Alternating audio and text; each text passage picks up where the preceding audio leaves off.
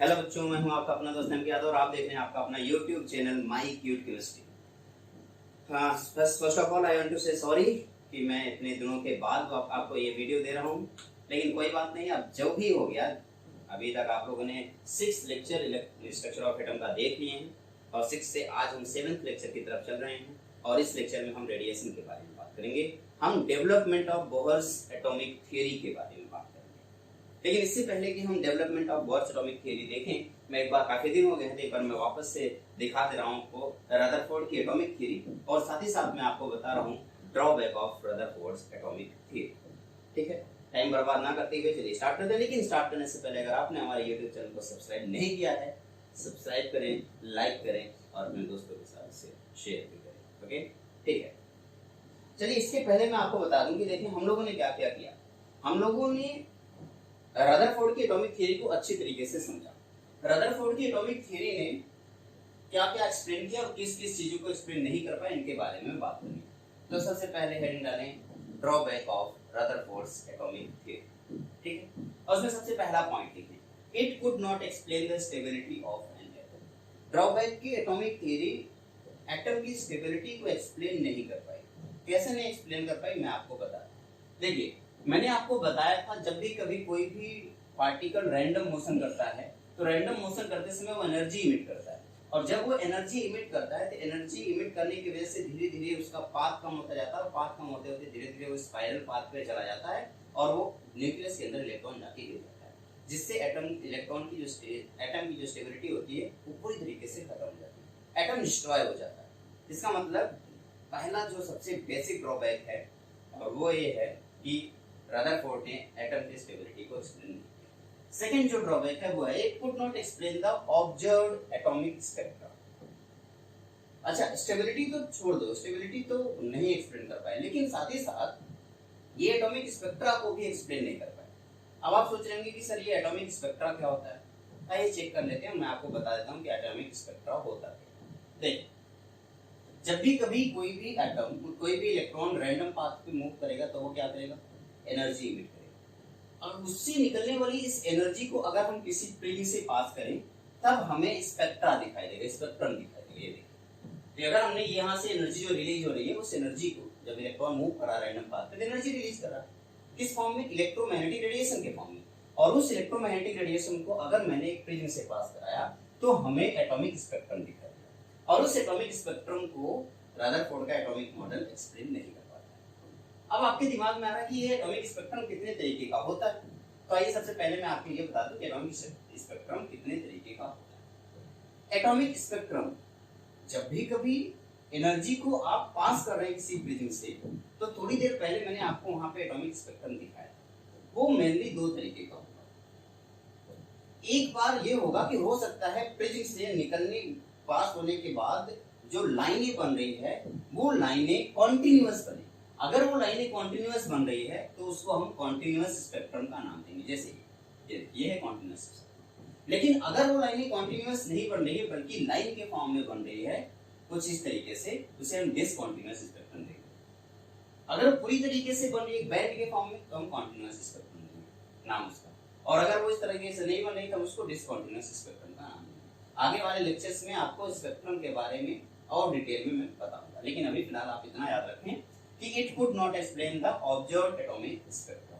Rutherford के atomic model ने observed atomic spectra को एक्सप्लेन नहीं किया। ओके, नेक्स्ट की तरफ चलते हैं। हमारा जो नेक्स्ट ड्रॉबैक है वो ड्रॉबैक ये है कि ये एनर्जी के सेल को अगर अलग अलग इलेक्ट्रॉन अलग अलग एनर्जी सेल में होंगे, इन्होंने उस सेल को explain It could not explain the distribution of energy of electron in an atom।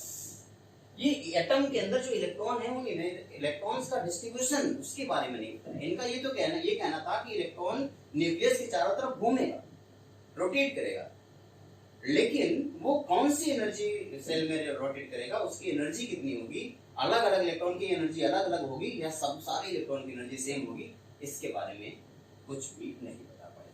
ये मेनली 3 ड्रॉबैक आपको दिखाई दे रहे हैं। कौन कौन सा? पहला है it could not explain the stability of atom, second है it could not explain the observed atomic spectra, and third one is energy का डिस्ट्रीब्यूशन ये नहीं कर पाए। अब इसके लिए बहुत सारे साइंटिस्ट हैं, जैसे मैक्स क्लार्क मैक्सवेल या हर्ट्ज, या मैं बताऊं नील बोर, मैक्स प्लांक और अल्बर्ट आइंस्टाइन। इन सारे साइंटिस्ट लोगों ने मिलकर के हम लोग क्या करेंगे, अब इन सारे साइंटिस्ट के मॉडल को पढ़ेंगे और देखेंगे कि इनका मॉडल किस तरीके से रदरफोर्ड के एटॉमिक स्पेक्ट्रम को या एटॉमिक मॉडल को एक्सप्लेन करने में हमारी हेल्प करेगी। इसके लिए हमें बिहेवियर ऑफ इलेक्ट्रोमैग्नेटिक रेडिएशन के बारे में बात करेंगे। इन सारे साइंटिस्ट लोगों ने मिल करके अपनी अपनी थियरी इलेक्ट्रोमैग्नेटिक रेडिएशन के लिए दिए थे, तो हमें इन सबकी थियरी पढ़नी है। लेकिन इससे पहले मैं आपको ये बता दूं कि बोहर के एटॉमिक मॉडल में और रदरफोर्ड के एटॉमिक मॉडल में क्या डिफरेंस है। आखिर ऐसी कौन कौन सी चीजें थी जो बोहर के एटॉमिक मॉडल ने एक्सप्लेन किया बट रदरफोर्ड के एटॉमिक मॉडल ने एक्सप्लेन नहीं किया। सबसे पहले रदरफोर्ड के एटॉमिक मॉडल के अकॉर्डिंग न्यूक्लियस सेंटर पर होता है और इलेक्ट्रॉन इस तरीके से मूव करता है, लेकिन बोहर के एटॉमिक मॉडल के अकॉर्डिंग इलेक्ट्रॉन जो मूव कर रहा है वो अलग अलग ऑर्बिटल मूव कर रहा है, अलग अलग एनर्जी सेल में मूव कर रहा है, यानी कि अलग अलग इलेक्ट्रॉन की एनर्जी अलग अलग हो सकती है। सबसे पहली बात ये। दूसरी बात ये कि जब अगर आपने बोहर एटॉमिक थ्योरी को देखा तो बोहर की एटॉमिक थ्योरी ये नहीं बता पाई कि इलेक्ट्रॉन अगर एक जगह से दूसरी जगह मूव करेगा तो वो एनर्जी इमिट करेगा, लेकिन बोहर की एटॉमिक थ्योरी ने पूरी तरीके से उसको एक्सप्लेन कर दिया कि जब इलेक्ट्रॉन एक सेल से दूसरे सेल में जाता है तो एनर्जी किस तरीके से एक्सप्लेन करता है। इसके लिए हम आपको ये स्पेक्ट्रम के बारे में बताएंगे, हाइड्रोजन एटम के स्पेक्ट्रा के बारे में बताएंगे आगे चल के किस तरीके से ही हो रहा है। तीसरी बात है इलेक्ट्रोमैग्नेटिक रेडिएशन।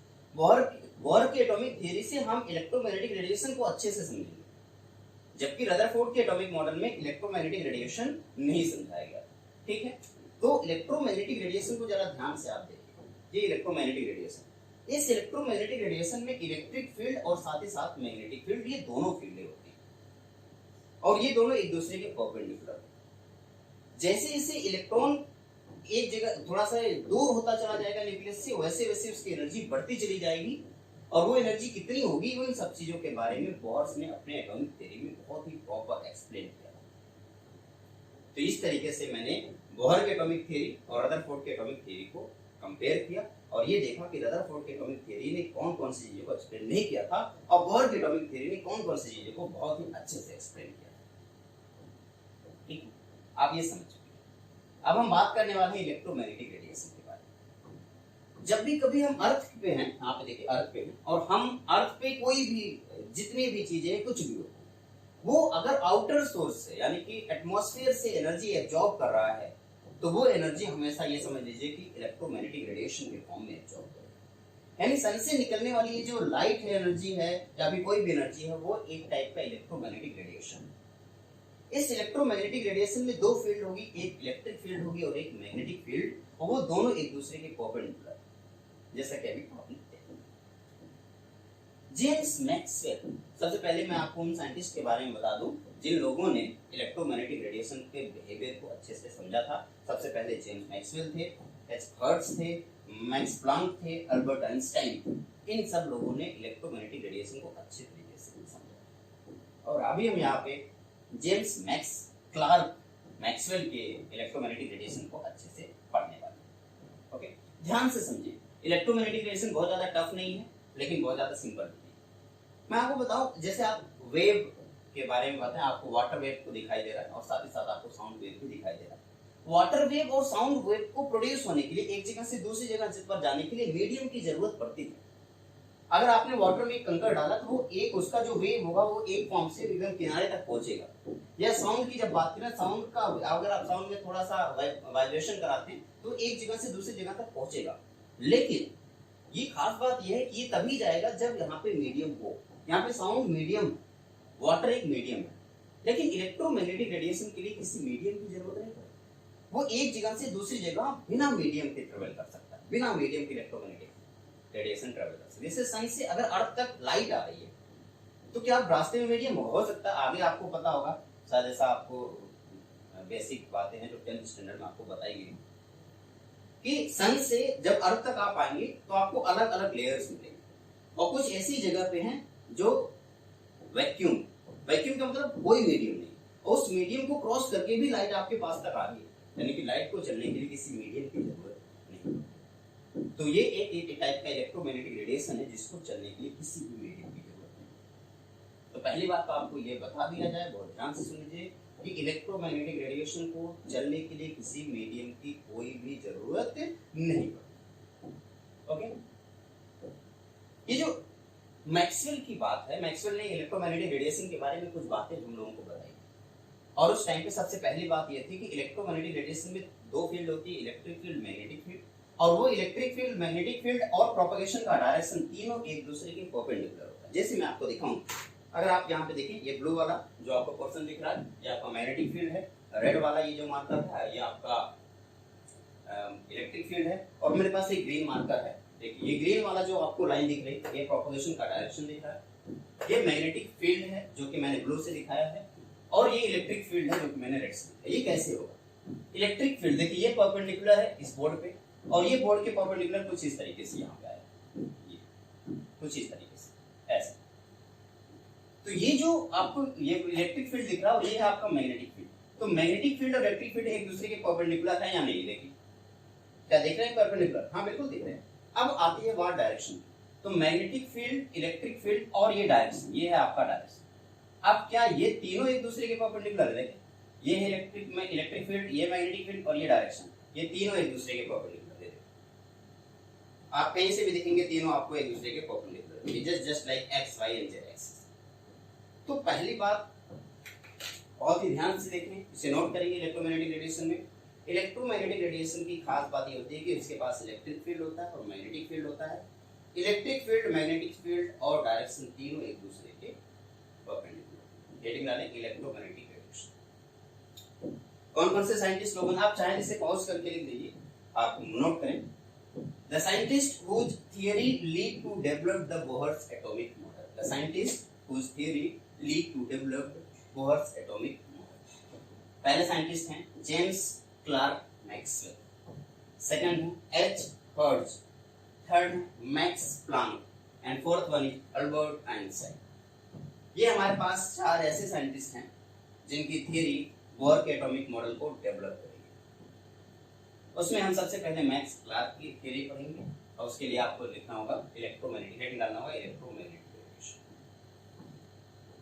इलेक्ट्रोमैग्नेटिक रेडिएशन एक टाइप की एनर्जी कैरियर, और इस एनर्जी कैरियर आगे मैं आपको प्रॉपर्टीज पढ़ाऊंगा तो डिटेल में बताऊंगा। अभी फिर इलेक्ट्रोमैग्नेटिक रेडिएशन एक टाइप की एनर्जी कैरियर है जिसमें इलेक्ट्रिक फील्ड, मैग्नेटिक फील्ड और प्रोपगेशन तीनों एक दूसरे के परपेंडिकुलर। जैसे मैं यहाँ पे तीन लेके यहाँ पे सारी चीजें बता दे रहा हूँ। ये आपका इलेक्ट्रिक, रेड वाले कलर से इलेक्ट्रिक फील्ड दिख रहा है। ये ग्रीन वाले से मैंने डायरेक्शन ऑफ प्रोपगेशन दिखा दिया है, और मैंने ये ब्लू वाला जो आपको ब्लू वाला दिख रहा है मार्कर, इस ब्लू वाले से मैंने आपको मैग्नेटिक फील्ड। ये आपका इलेक्ट्रिक फील्ड है, रेड वाले से मैं लिख दे रहा हूँ इलेक्ट्रिक फील्ड, आगे से नोट कर लेंगे।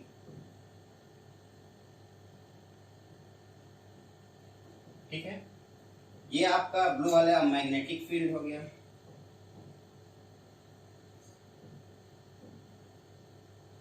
एंड ये ग्रीन वाला आपको जो दिख रहा है वो डायरेक्शन ऑफ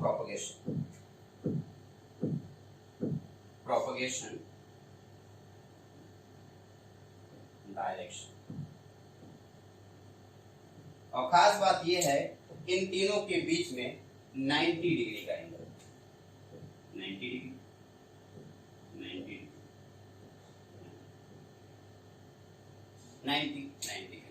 का एंगल जैसा क्या electric field, magnetic field and propagation का डायरेक्शन, तीनों के बीच में कितने डिग्री का एंगल है? 90 डिग्री का। तीनों एक दूसरे के परपेंडिकुलर। पहले ये बात आप नोट कर लीजिए। ओके ठीक है, मैं ये समझ रहा हूँ कि आपने इसे नोट कर लिया। अब आगे बढ़ते हैं।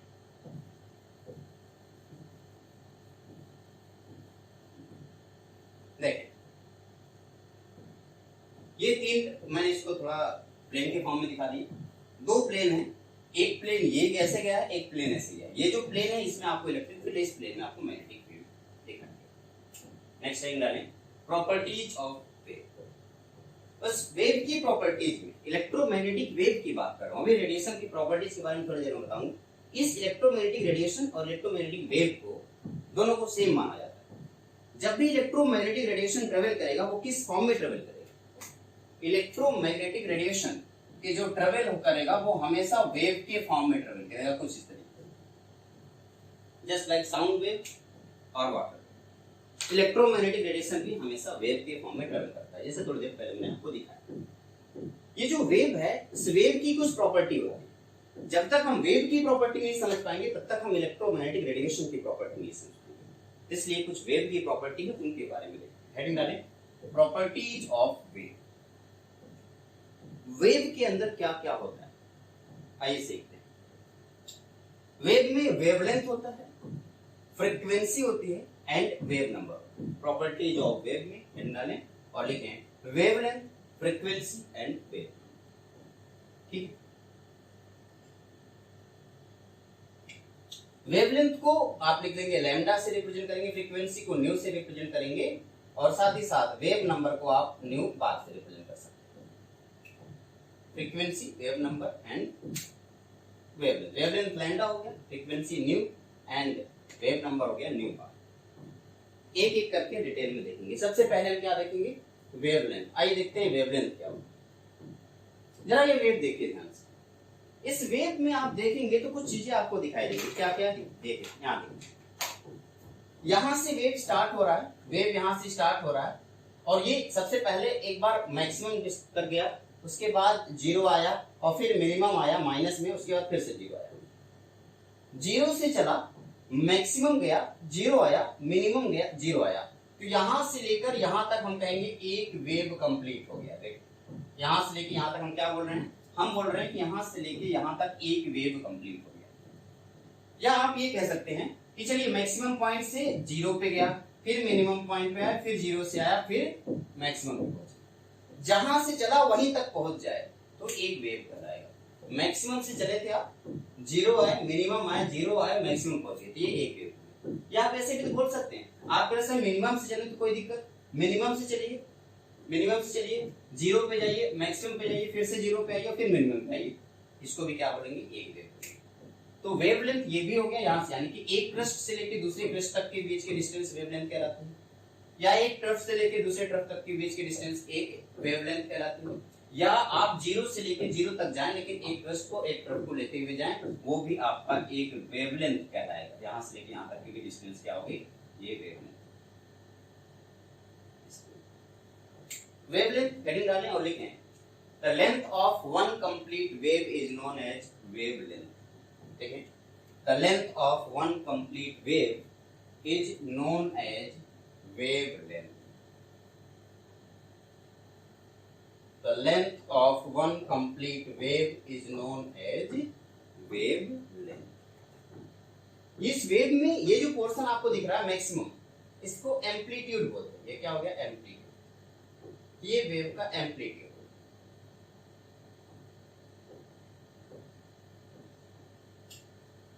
अच्छा, जितना अपवर्ड डायरेक्शन में एम्पलीट्यूड होगा उतना ही डाउनवर्ड डायरेक्शन में एम्पलीट्यूड होगा। अगर मैं इसको ए से रिप्रेजेंट करूंगा, ये भी क्या होगा? ए होगा। तो ये एम्पलीट्यूड चाहे अपवर्ड की बात करें चाहे डाउनवर्ड की बात करें, वेव का एम्पलीट्यूड हमेशा सेम होगा। जितना अप में जाएगा उतना ही डाउन जाएगा। ओके, ये हो गया एम्पलीट्यूड। वेवलेंथ क्या होता है? वेवलेंथ क्या होता है? वेवलेंथ होता है the length of one complete wave is known as wavelength. Heading डाल सकते हैं आप एम्पलीट्यूड। Amplitude, wavelength. अभी थोड़ी देर पहले आपने क्या डाला और आपने इस वेवलेंथ को लैम्डा से रिप्रेजेंट किया और लिखा length of one complete wave, ये वेवलेंथ हो गया। अब एम्पलीट्यूड, एम्पलीट्यूड क्या है? मैक्सिमम और minimum height of wave, maximum height of wavelength, wave, maximum height of wave is known as amplitude। amplitude को किससे रिप्रेजेंट किया? a से। तो वेवलेंथ क्या हो गया? लैम्डा। लैम्डा है length of one complete wave is known as wavelength and amplitude क्या हो गया, maximum height of wave, maximum height of wave is known as amplitude. Wave की मैक्सिमम हाइट एम्पलीट्यूड कहलाएगी और एक कंप्लीट लेंथ वेव का वेवलेंथ। अब वेवलेंथ को का जो यूनिट होगा वो क्या होगा, वेवलेंथ का जो यूनिट होता है आप सबको पता है, लैम्डा से रिप्रेजेंट करेंगे और इसकी जो यूनिट होगी वो होगी या तो एंगस्ट्रॉम में लिखेंगे या तो सेंटीमीटर, लेकिन मीटर में नहीं लिख सकते। क्यों? मीटर में लिख सकते हैं, आपकी मर्जी, लेकिन आपको पता है एक हमें एक सटीक मेजरमेंट चाहिए। जैसे सपोज है अगर मैं आपसे कहूं कि मेरी हाइट कितनी है, आप क्या किलोमीटर में बताएंगे? नहीं, आप फीट में बताएंगे, सेंटीमीटर में बताएंगे, लेकिन आप किलोमीटर में नहीं बता देंगे कि मेरी इतनी किलोमीटर की हाइट। क्यों? क्योंकि किलोमीटर भी तो डिस्टेंस की यूनिट है, बट किलोमीटर बताना सब सही नहीं रहेगा। मैं पूछूं कि इस मार्कर की लेंथ कितनी है तो आप इसको सेंटीमीटर में बताएंगे, ज्यादा प्रेफरेबल रहेगा। लेकिन मैं कहूंगा ये इतनी किलोमीटर की है, तो यार गलत होगा, ये यूनिट है भले लेंथ की लेकिन सही नहीं होगा। इस तरीके से मैं छोटे से लेंथ की बात करूंगा, तो छोटे से लेंथ को हम किस में रिप्रेजेंट करेंगे, या तो एंगस्ट्रॉम में रिप्रेजेंट करेंगे या तो उसको सेंटीमीटर में रिप्रेजेंट करेंगे। तो हमेशा याद रखें इसकी जो यूनिट ऑफ वेवलेंथ क्या होगा, सेंटीमीटर, मीटर और एंगस्ट्रॉम। सेंटीमीटर, मीटर और एंगस्ट्रॉम, इसे मिलीमीटर में भी लिख सकते हैं लेंथ के हिसाब से। अब ये भी साथ में लिख ले, नोट कर लें। 1 angstrom equals to 10 to the power minus 10 metre और 10 to the power minus 8 centimetre. 1 angstrom equals to 10 to the power minus 10 metre और 1 angstrom equals to 10 to the power minus 8 centimetre. ये यूनिट हो गई wavelength. ठीक है, तो मेरे ख्याल से अब तक आपने वेवलेंथ अच्छे से समझ लिया। Wavelength is length of one complete wave and unit क्या है, सेंटीमीटर, मिलीमीटर, एंगस्ट्रॉम। नेक्स्ट है फ्रीक्वेंसी। अगर फ्रीक्वेंसी समझना है तो आपको एक बात समझनी होगी, वो ये, मैं अगर आपसे ये बोलता कि कोई भी बात, मेरे बोलने का तरीका कैसे, मैं बोल रहा हूं चंदू के चाचा ने चंदू की चाची को चाँद के चौराहे पे चांदी के चम्मच से चटनी चखाई। जरा बताइए, आप बोलेंगे तो आप भी ये बोलेंगे, चंदू के चाचा ने चंदू की चाची को चाँद के चौराहे पे चांदी के चम्मच से चटनी चखाई। लेकिन कोई दूसरा बंदा बोल रहा चंदू की चाचा ने चंदू की चाची को चांद के चौराहे पे चांदी की चम्मच से चटनी चखाई। सेम वर्ड बोला लेकिन कम टाइम लगा। इसका मतलब क्या हुआ, सेम वर्ड बोलने में कम टाइम लगने का मतलब ये हुआ कि अपने इस माउथ से, इस पर्टिकुलर पॉइंट से, यानी कि लिप से, इस मुख से ज्यादा वर्ड एक सेकंड में निकाला। एक सेकंड में ज्यादा वर्ड निकल रहा है, इसका मतलब उसकी फ्रीक्वेंसी ज्यादा है, इसलिए एक सेकंड में ज्यादा वर्ड निकल रहा है। और एक बंदा वहीं चंदू के चाचा ने चंदू की चाची को, अब इसमें ज्यादा टाइम लग रहा है। क्यों? क्योंकि वो एक सेकंड में कम वर्ड निकाल रहा है। तो फ्रीक्वेंसी ज्यादा यानी कि एनर्जी भी ज्यादा होगी उसकी, फ्रीक्वेंसी कम यानी कि एनर्जी भी उसकी कम होगी। तो फ्रीक्वेंसी क्या होती है, आइए दिखाता हूं। फ्रीक्वेंसी होती है कि नंबर ऑफ वेव, यहां से एक पर्टिकुलर पॉइंट है, इस पॉइंट से वेव पास हो रहा है, तो number of wave passing through a particular point in 1 second is known as frequency. एक सेकंड में इस पॉइंट से कितना वेव पास हो जा रहा है उसे क्या बोलेंगे, फ्रीक्वेंसी। फ्रीक्वेंसी को न्यू से रिप्रेजेंट करेंगे और उसकी यूनिट होगी हर्ट्ज। स्टार पॉइंट बनाएं और हेडिंग डालें फ्रीक्वेंसी और लिखें फ्रीक्वेंसी, हेडिंग डालें, लिखें number of wave passing through a particular point in 1 second. Number of wave passing through from a particular point in 1 second is known as frequency. Represented by nu. The unit of frequency है hertz, Hz, या इसे आप बोलेंगे पर second. ये इसकी जो unit होगी वो होगी पर सेकेंड या हर्ट्ज, आप दोनों में से कोई भी यूज कर सकते, हर्ट्ज और पर सेकेंड। नंबर ऑफ वेव पर सेकेंड, यही तो होता है, नंबर ऑफ वेव पर सेकेंड फ्रीक्वेंसी कहलाती है। एक पर्टिकुलर पॉइंट से कितने वेव एक सेकेंड पास हो रहे हैं वही फ्रीक्वेंसी कहलाती है। ठीक है, तो एक मिनट, सॉरी,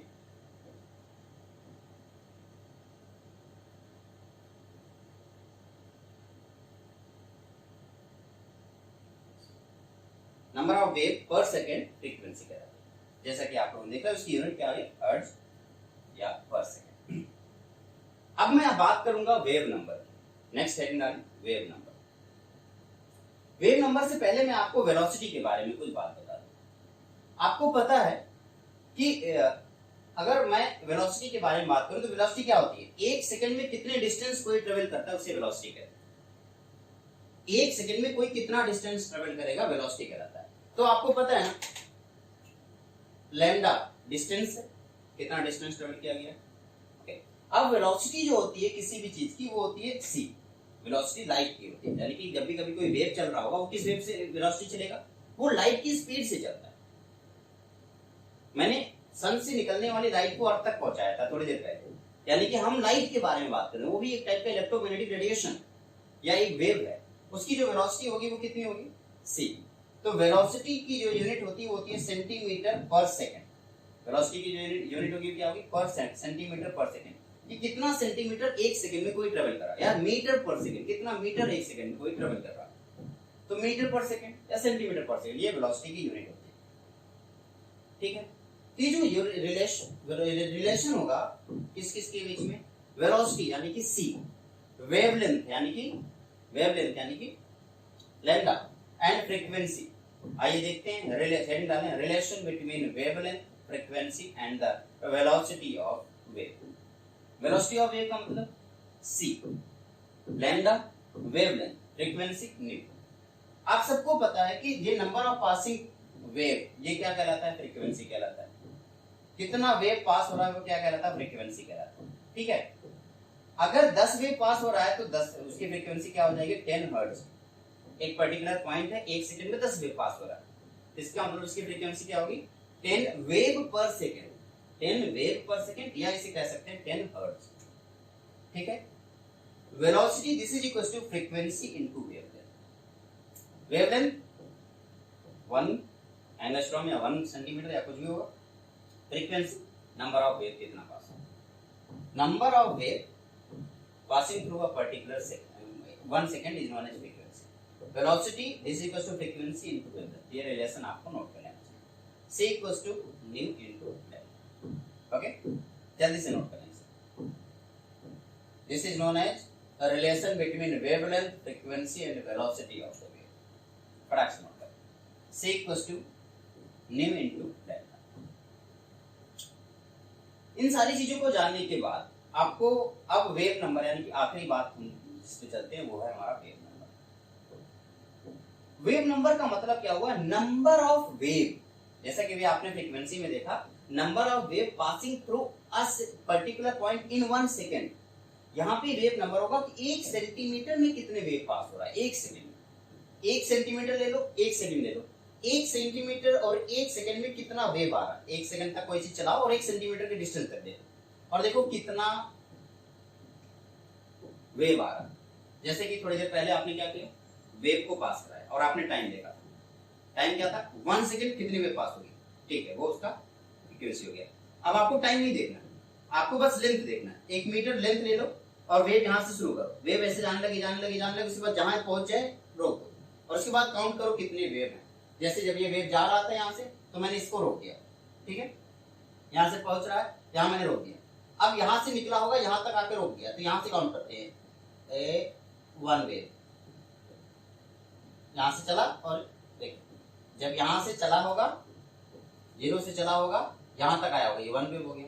यहाँ से चला यहाँ तक गया 2 वेव हो गया। यहाँ से चला यहाँ तक हो गया 3 वेव हो गया। यहाँ से यहाँ तक 0.5 यानी कि 3.5 वेव हो गया। वेव नंबर क्या हो गया? 3.5। तो ये जो वेव नंबर होता है, वेव नंबर होता है एक पर्टिकुलर सेकेंड एक लेंथ में यानी 1 सेंटीमीटर में कितने वेव पास हो रहा है, ये वेव नंबर है। अगर वेवलेंथ लैम्डा है तो wave number this is equal to 1 by lambda. Wave number क्या हो गया? 1 बाई लैम्डा। जल्दी से सुनो व्हाट हेडिंग डालें वेव नंबर और लिखें number of wave passing through from 1 centimetre और लिख दें unit length from unit length bracket लिखेंगे 1 सेंटीमीटर। फिर से बोल दे रहा हूं, वेव नंबर हेडिंग है और लिखना क्या है? Number of wave passing through from unit length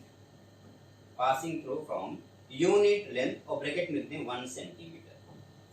number of wave passing through from unit length bracket लिखते हैं 1 सेंटीमीटर। फॉर्मूला लिखते हैं wave number nu bar this is equal to 1 upon lambda per centimetre. Nu bar this equal to 1 by lambda per centimetre. जल्दी से note करो बेटा, फटाफट note करो, उसके बाद आगे और एक न्यूमेरिकल प्रॉब्लम सीखते हैं। अभी तक न्यूमेरिकल प्रॉब्लम देखने से पहले मैं आपको बता दूं क्या क्या पढ़ा आपने। आपने पढ़ा वेव नंबर वेव लेंथ पढ़ा, और आपने क्या पढ़ा, वेव फ्रीक्वेंसी पढ़ा, आपने स्पीड ऑफ लाइट इसकी स्पीड पढ़ी, और आपने न्यू बार पढ़ा यानी कि वेव नंबर पढ़ा। ये क्या है, वेव लेंथ, ये क्या है, फ्रीक्वेंसी, ये क्या है, स्पीड, और ये क्या है, वेव नंबर। वेव लेंथ क्या है, एक कंप्लीट लेंथ का वेव, एक वेव का एक कंप्लीट वेव का लेंथ, वेव लेंथ। फ्रीक्वेंसी क्या है, एक सेकंड में कितने वेव पास हुआ, फ्रीक्वेंसी कहलाएगा। स्पीड 3 × 10⁻⁸ मीटर पर सेकंड स्पीड कहलाता है। वेव नंबर 1 सेंटीमीटर में कितने वेव हो गया, वेव नंबर। अब यहाँ आपको पता है वेव नंबर, अब रिलेशन कुछ है, पहला रिलेशन है, अगर आपको फ्रीक्वेंसी चाहिए तो nu this equals to speed of light, मैं यहाँ पे ऐसे लिखूं, speed of light C this equals to nu into lambda, ठीक है, या फ्रीक्वेंसी यहाँ पे this equals to C by lambda, तो फ्रीक्वेंसी यहाँ पे सी बाई लैम्डा हो गया, और यहाँ पे न्यू बार की बात करेंगे 1 by lambda, nu C by lambda और न्यू बार क्या हो गया 1 बाई लैम्डा। ये फॉर्मूले हैं, इन फॉर्मूले जो अभी थोड़ी देर पहले आपको बताया है, इन फॉर्मूले के बेस पे एक छोटा सा numerical problem.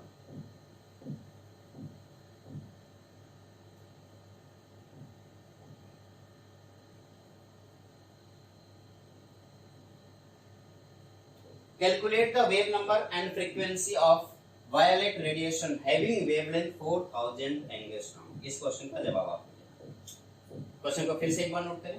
Calculate the wave number and frequency of the violet radiation having wavelength 4000 angstrom। अब इस क्वेश्चन को सबसे पहले आप ट्राई करने की कोशिश करेंगे, उसके बाद मैं इसे बता दूंगा, ठीक है। चलिए मैं उम्मीद करूंगा कि अब तक आप ट्राई कर चुके हैं, और अगर आप ट्राई करना चाहते हैं तो आप वीडियो को पॉज कर दीजिए और ट्राई कीजिए। सबसे पहला काम होगा determination of wave number. Wave number कैसे निकालेंगे, वेव नंबर का फॉर्मूला आपके पास है, nu bar this equals to, wave number का फॉर्मूला आपके पास है, nu bar this equals to 1 by lambda. Lambda क्या है, लैम्डा क्या है, यहाँ पे दिया हुआ है, वेव लेंथ कितना है 4000 एंगस्ट्रॉम। ये जो 4000 एंगस्ट्रॉम है, इस एंगस्ट्रॉम को मीटर में कन्वर्ट कीजिए। क्यों मीटर में कन्वर्ट करेंगे, क्योंकि जो लाइट की स्पीड है वो कितनी होती है, 3 × 10⁸ मीटर पर सेकेंड। जैसा कि आपको पता है जो स्पीड ऑफ लाइट होती है वो 3 × 10⁸ मीटर पर सेकेंड होती है। तो हमें इन सारी चीजों को मीटर में लेके चलना है। ये जो लैम्डा एंगस्ट्रॉम में दे रखा है 4000 एंगस्ट्रॉम, उस 4000 एंगस्ट्रॉम को किस में कन्वर्ट करेंगे, मीटर में कन्वर्ट करेंगे। तो मीटर में कितना हो जाएगा, 4 × 10⁻⁷ मीटर। ओके, चेक करते हैं। तो वेव लैम्डा की वैल्यू है 4 × 10⁻⁷ मीटर, तो वेव नंबर निकलेगा 1 अपॉन लैम्डा यानी कि 1/4 × 10⁻⁷ मीटर। कैलकुलेट किया, हमारा आंसर आ गया वेव नंबर 2.5 × 10⁶ पर मीटर, ठीक है। तो हमारे पास वेव नंबर आ गया। लैम्डा सी की वैल्यू आपको पता है 3 × 10⁸ मीटर, हमारे पास लैम्डा है वो आया था 4 × 10⁻⁷ मीटर, और अभी अभी हम लोगों ने निकाला है न्यू बार। न्यू बार निकल के आया है 2.5 × 10⁻6 पर मीटर। ये आ गया आपका न्यू बार। फिर एक बार ये सारी चीजें निकल गई ना, ये सारी चीजें निकल गई तो क्या होगा, ये सारी चीजें निकल गई तो क्या होगा। अब आपको क्या निकालना है, दूसरा क्या निकालना, फ्रीक्वेंसी निकालना। वेव नंबर तो निकल गई, अब फ्रीक्वेंसी निकालना है। फ्रीक्वेंसी के लिए आपके पास फॉर्मूला क्या है, सी बाई लैम्डा। सी आपको पता है, लैम्डा आपको पता है, फ्रीक्वेंसी का फॉर्मूला जल्दी से लगाइए और आराम से कैलकुलेट करके निकालिए। आप चाहे इसे सेंटीमीटर में कन्वर्ट कर सकते हैं, 2.5 × 10⁴ सेंटीमीटर। नेक्स्ट है फ्रीक्वेंसी कैलकुलेट करना। फ्रीक्वेंसी का फॉर्मूला फटाफट में आप बता दीजिए। आप कहेंगे सर फ्रीक्वेंसी का फॉर्मूला सी बाई लैम्डा। मैं इसको यहाँ से हटा दे रहा हूँ ताकि आपको ये सारी चीजें क्लियर दिखे। ये है आपका सी बाई लैम्डा। लैम्डा आपको पता है, सी आपको पता है, frequency c by lambda. C की वैल्यू डालिए, लैम्डा की वैल्यू डालिए। C equals to 3 into 10 to the power 8 metre per second. Lambda आपने कैलकुलेट किया था 4 इंटू 10 टू माइनस 7 मीटर। जल्दी से कैलकुलेट कर लीजिए, फॉर्मूले में वैल्यू पुट कर दीजिए।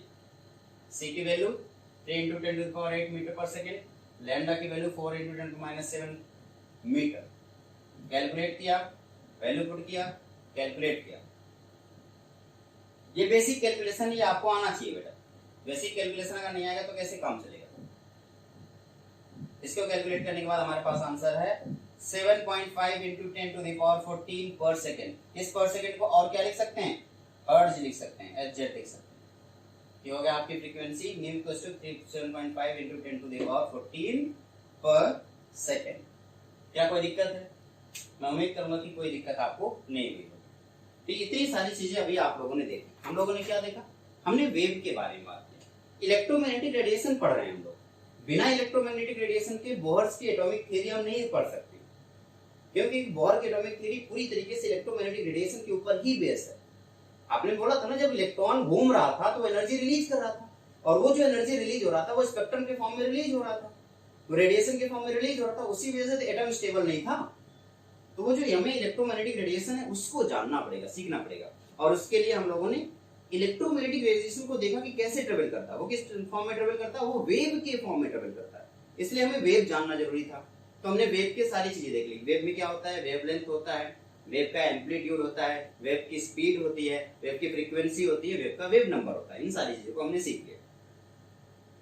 अब हम लोग आगे बढ़ेंगे और इलेक्ट्रोमैग्नेटिक रेडिएशन के बारे में और डिटेल में बात करेंगे, लेकिन आज के लेक्चर में हम इस चीज को यहीं पे छोड़ते हैं। आपको नेक्स्ट टाइम मिलेंगे एक छोटी सी इस चैप्टर को आगे बढ़ाते हुए। लेकिन आज हमें इजाजत दीजिए। आप सबका बहुत बहुत धन्यवाद चैनल पे बने रहने के लिए। ठीक है, मिलते हैं छोटे से ब्रेक के बाद। लेकिन जाने से पहले अगर आपने लाइक शेयर और सब्सक्राइब नहीं किया तो यार कर लो भाई, क्या जाता है, अपना कुछ फायदा हो जाए। ठीक है, ओके, बाय बाय।